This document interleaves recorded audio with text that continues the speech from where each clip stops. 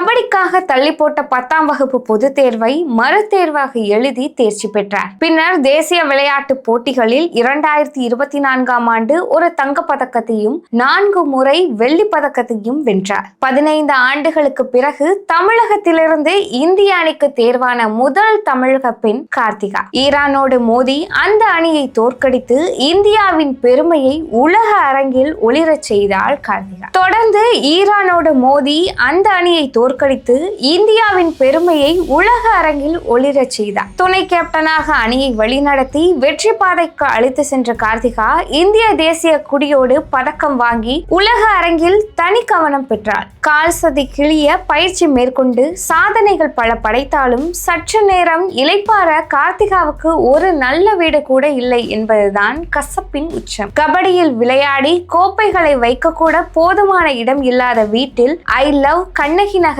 என்று எழுதி வைத்திருக்கும் கார்த்திகா கார்த்திகா என்பது அல்ல எங்கள் அடையாளம், கண்ணகி நகர் என்பதே எங்கள் அடையாளம், அந்த ஊருக்கு பெருமை சேர்க்கவே பாடுபட்டதாகவும் கண்ணகி நகர் ஒரு பிராண்டாக மாற்ற வேண்டும் என்பதுதான் தங்களுடைய இலக்கு என்றும் தற்போது அது நிறைவேறியுள்ளதாகவும் மகிழ்ச்சி தெரிவித்திருக்கிறார். 2036ஆம் ஆண்டு ஒலிம்பிக்கில் கபடி இடம்பெறும் போது இந்திய அணிக்காக விளையாடி தங்கம் வாங்கி தர வேண்டும் என்பதே தனது வாழ்நாள் கனவாக வைத்திருக்கும் கார்த்திகா அடுத்த ஆண்டு முதல் இந்திய சீனியர் அணியில் இடம்பெற்று விளையாட வேண்டும் என்பதோடு கண்ணகி நகரின் அடையாளத்தோடு தொடர்ந்து தடம் பதிக்க போராடுவேன் என்று நம்பிக்கை தெரிவிச்சிருக்காங்க.